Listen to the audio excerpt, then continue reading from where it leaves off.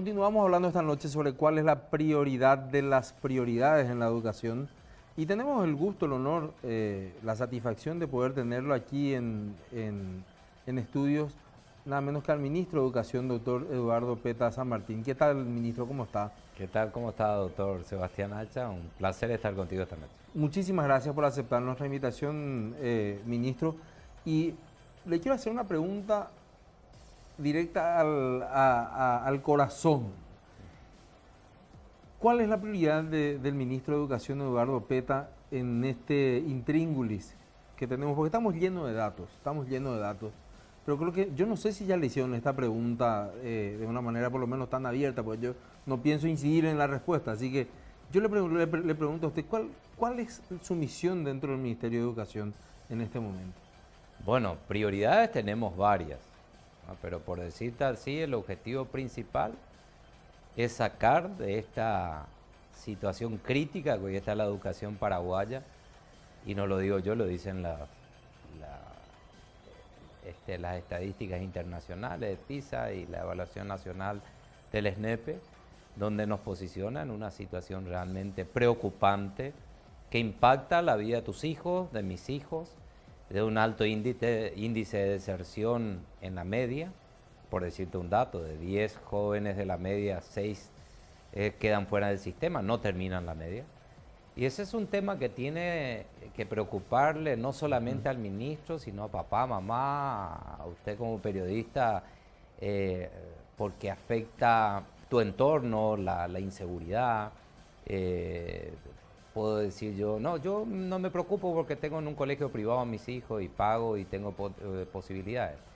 Es que afecta, es transversal absolutamente a todo este tema.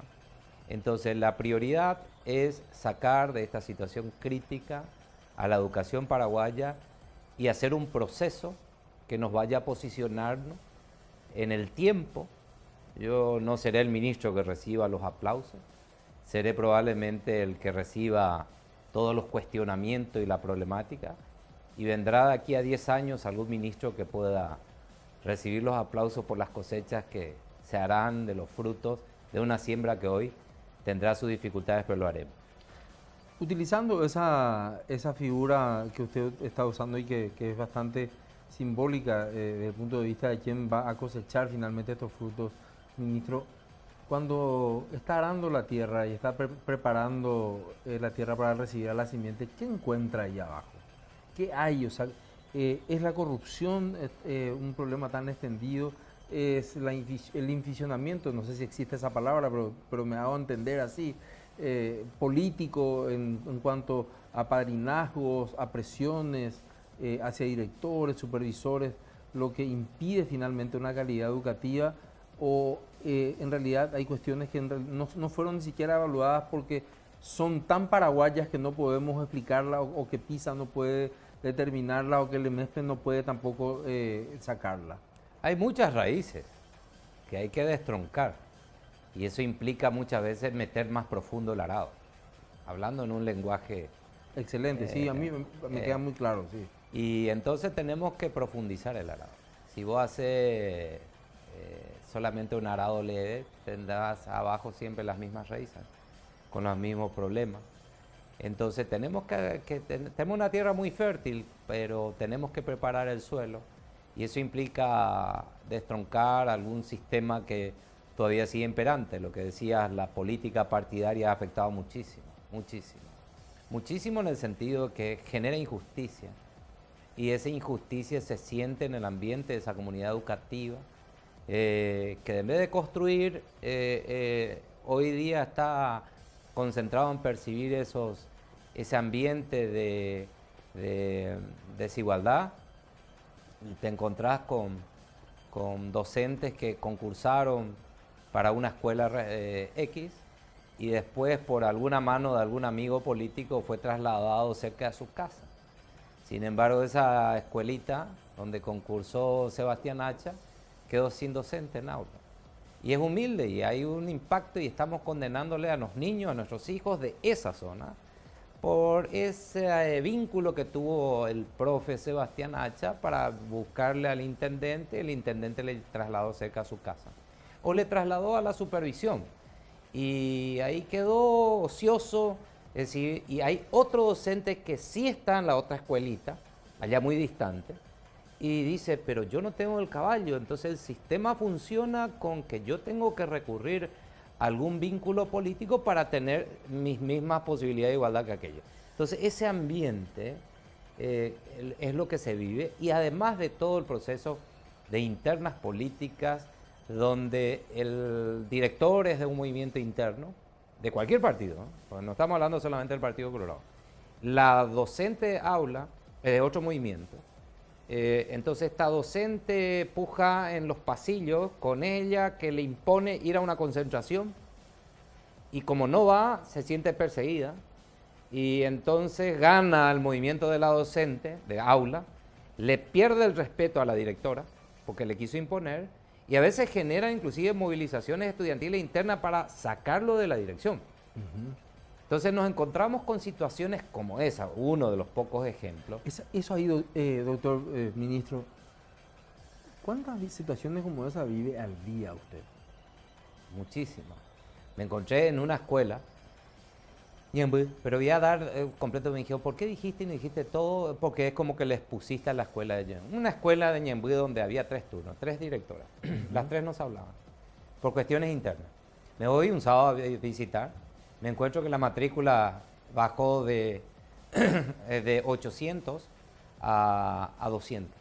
¿A 200? ¿800 a 200? Sí, sí, sí. El ambiente era de tensión, de confrontación.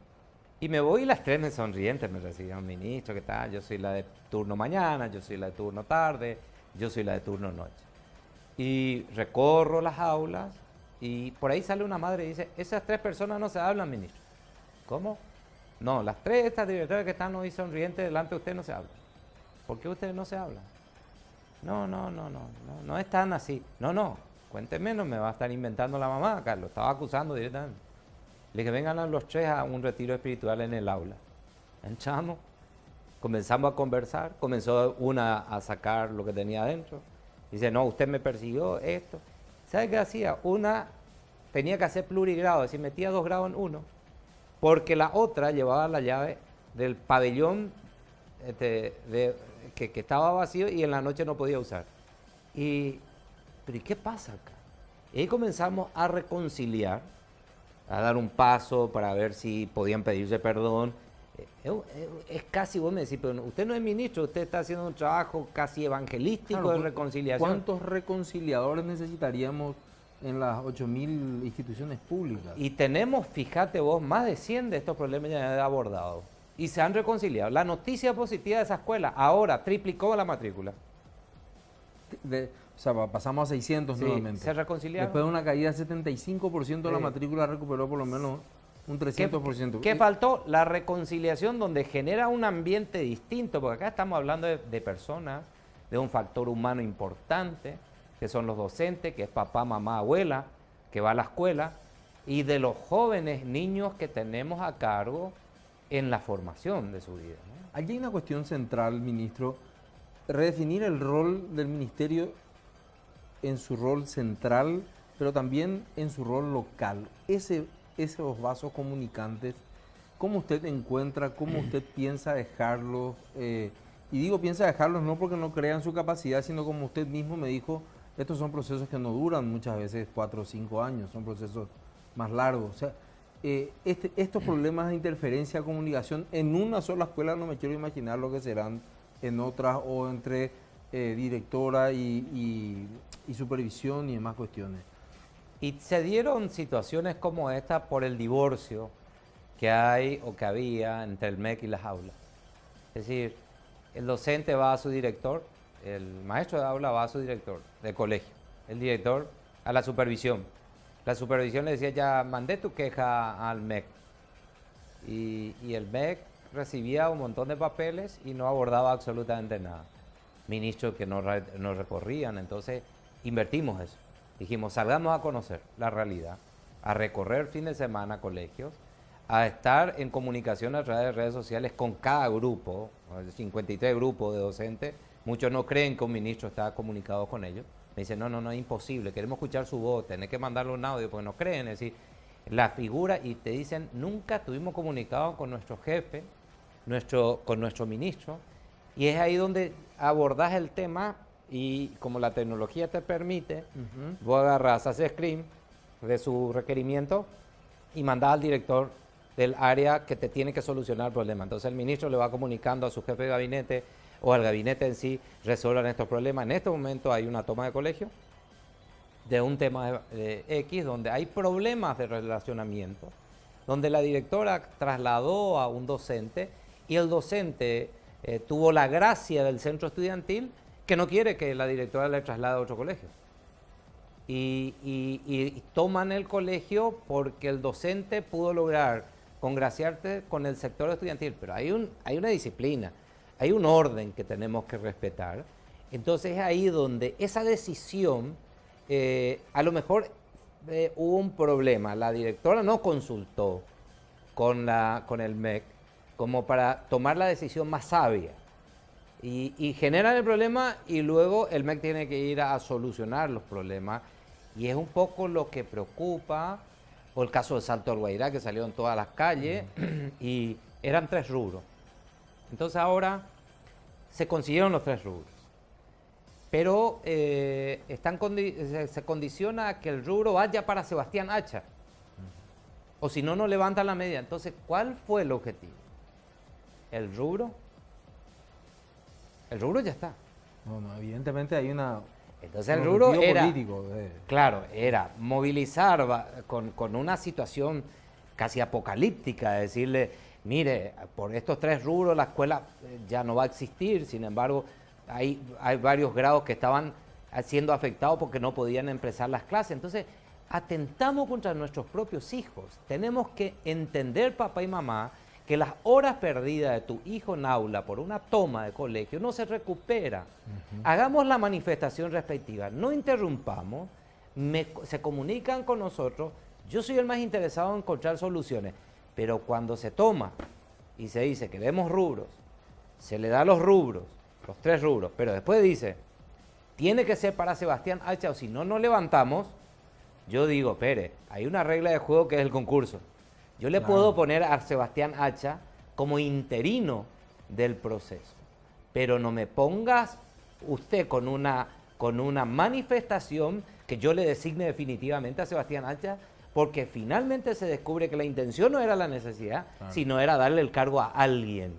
Y de eso se replican en varias escuelas, pero esa es la contaminación del ambiente político que hizo que por el caballo que yo tenga pueda acceder a un rubro o por la presión acceder al mismo rubro. Las 2 vías no son las correctas. La vía es la del diálogo, la de encontrar soluciones, pero sin impactar en la vida de nuestros niños, que el retraso en su escolaridad ya no se recupera. No se recupera.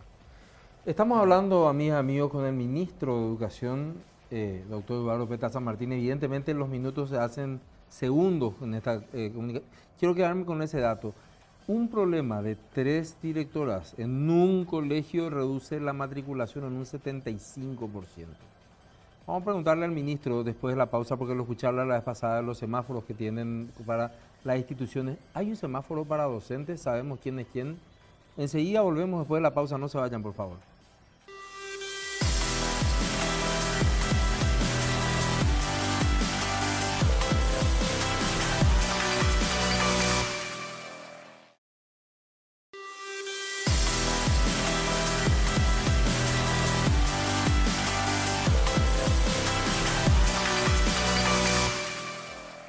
Seguimos con la prestigiosa presencia del ministro de Educación y Ciencia, doctor Eduardo Peta. Doctor, aquí quiero pasarle un tape, porque seguramente será, me imagino, el 80% de lo que se dice. Bueno, en Paraguay se dicen muchas cosas, pero no hablamos de muchas cosas. Y creo que tiene usted la brillante oportunidad de poder responderlo. Así que le vamos a pedir a producción que podamos escuchar a lo que decía esta docente. Bueno, en la institución educativa a mi cargo vas una autogestión personal, comunitaria con los padres, está en condiciones la infraestructura. Ahora lo que tengo es falta de mobiliario. aún no están viniendo a mi tercer ciclo porque no tengo mesa y silla. Es muy importante, le pido si alguien me puede donar mesas y sillas, necesito para mi tercer ciclo, no estoy teniendo. La infraestructura está buena porque tengo ex alumnos que colaboran con esta casa de estudios. Bueno, hay escuelas que no reciben el complemento nutricional de la leche, por ejemplo. La escuela Espiririón Galeano de Arroyo y Estero, justamente me encontré con ella hoy en el ministerio y no reciben ni el almuerzo ni la leche. Y no tienen título, dice que no reciben este beneficio por el hecho de que no tienen título. Yo creo que se le tiene que dar importancia, porque este beneficio de la leche tiene que llegarle a todos los niños del Paraguay y no está llegando a todos. Hay un porcentaje de varias escuelas que no están recibiendo, por ejemplo, la leche. Tiene que mejorar la infraestructura, es muy importante el ambiente donde se desarrolla el proceso de enseñanza-aprendizaje, es muy importante. Y los niños no tienen aula, están desarrollando clases bajo de los árboles, no hay infraestructura, no hay movilidad, no hay mobiliario. Es muy importante el tema de mobiliario, es urgente. La licenciada Raquel Fleitas, directora de la Escuela República de Chile, y quiero hacer nada más que para pasarle la palabra al ministro, dos cuestiones. Primero, el tema de la familia que ella mencionó y creo que es muy destacable. Massimo Recalcati, un importante psicoanalista italiano, dice: se ha dado un divorcio entre los padres y los docentes. Lo dice él en su libro Vuelta a la Escuela, cuando habla de la crisis de la educación. Y segundo, la tercera persona impersonal, ministro. O sea, hay locales, no llega, pero sin embargo allí en la Escuela República de Chile manifestaba que sí, la comunidad educativa por lo menos funcionaba.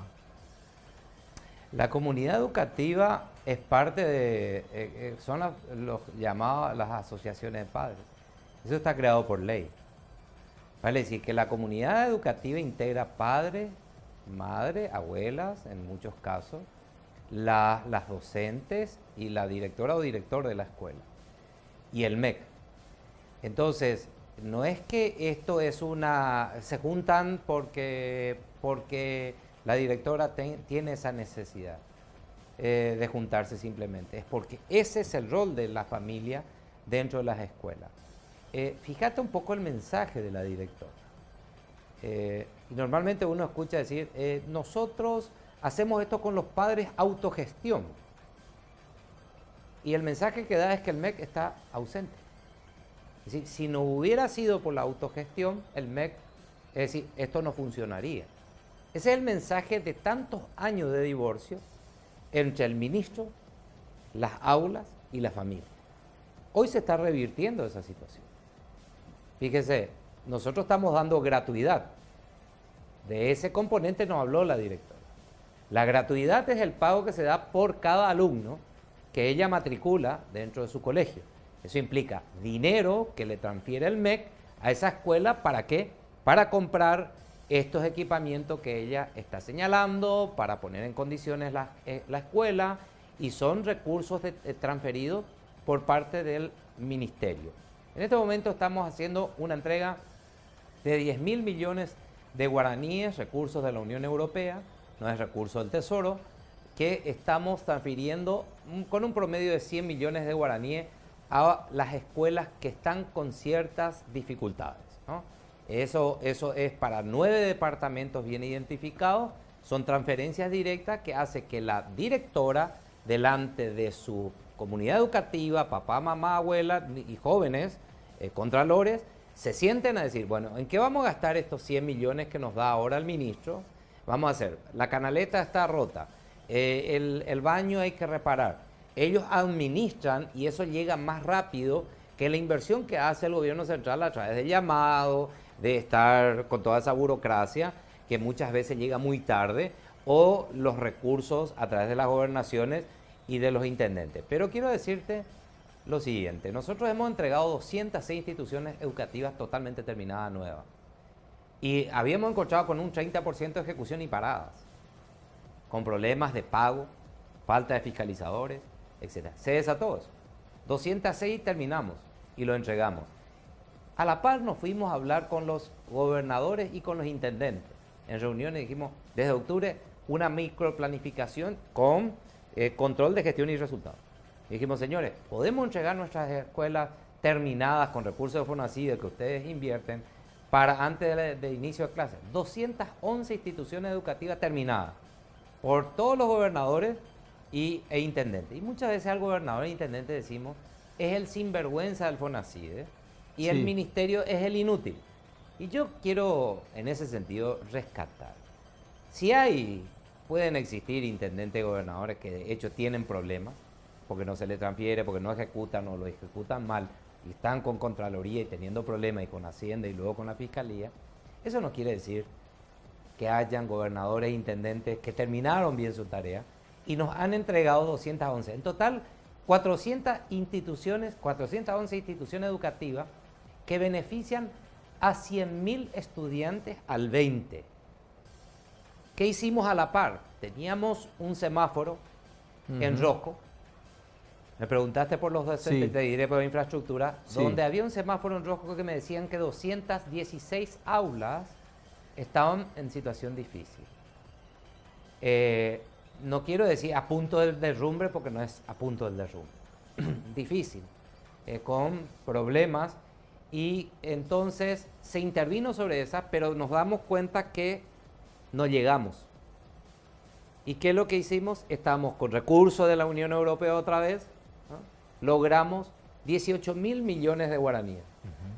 Y están las aulas prefabricadas, que ya están apareciendo, vamos a inaugurar, y hay algunas ya están siendo ocupadas, en distintos puntos que se construyen en 15 días.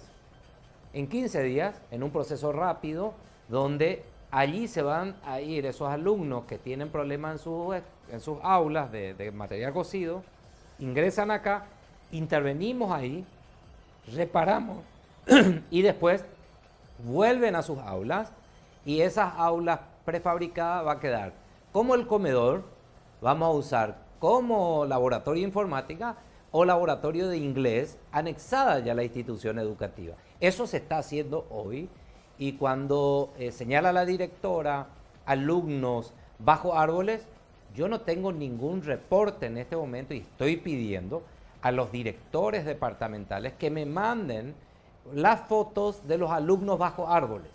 Y le pido a la directora que estaba haciendo su queja que me mande una foto, por favor, de los niños donde están dando clases bajo árboles, que vamos a intervenir en forma inmediata, porque hasta este momento yo no tengo reporte ni mediático, ni de los directores departamentales que haya un alumno bajo un árbol dando clases. Si hay, por favor me avisa, que nosotros inmediatamente instalamos las aulas móviles en ese lugar para que ese niño no esté bajo el árbol. Ministro, ¿hay algún semáforo para poder evaluar a los docentes, en el sentido de poder decir, a los docentes que tienen luz verde merecen ellos un aumento, y vamos a esperar que terminen de actualizarse los docentes en amarillo y encontraremos la forma o de desvincularlos o encontrarle una mejor situación laboral a aquellos que están en luz roja? ¿Existe eso hoy dentro del ministerio o es una tarea por hacer? No, se evaluaron a los adolescentes y niños con la evaluación de SNEPE y de PISA, ¿no? Y ahí inclusive salió una encuesta muy importante porque se le preguntaba varias cosas también, aparte de la evaluación. Y en matemática, en lectura y en ciencia han sido evaluados.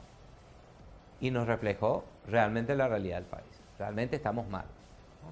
Entonces, eso dio como resultado verde, por decirte así, decían los organismos internacionales que hicieron el análisis, decían, ¿qué pasa con un departamento de Cazapá, que es el más pobre, ¿no? Y que tiene poca inversión en infraestructura y en educación? ¿Por qué? Le preguntábamos. Porque dio verde en lectura y le ha ganado a todos los demás departamentos del país. Dijimos, a ver, ¿qué implementamos ahí? El famoso leo, pienso y aprendo. con manuales específicos que le orienta al maestro de cómo enseñar, no solamente qué enseñar, sino cómo enseñar. El qué enseñar